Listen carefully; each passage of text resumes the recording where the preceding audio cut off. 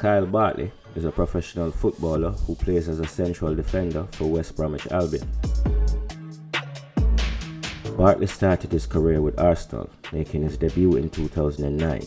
He spent some of the 2009 season and the first half of the 2010 season with Sheffield United in the Football League Championship. He then spent the second half of the 2010 season with the Scottish Premier League club Rangers and returned to them in the 2011-2012 campaign.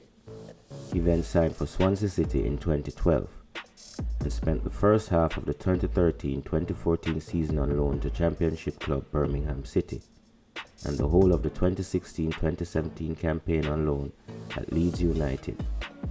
After making just 21 appearances for Swansea in 6 years, he joined West Bromwich Albion in 2018. So far, he has played 105 games, scoring 6 goals and creating 3 assists, including this season in which he played 30 games, scoring 3 goals and getting 1 assist in the English Premier League. He has also represented England at the under-16 and the under-17 level.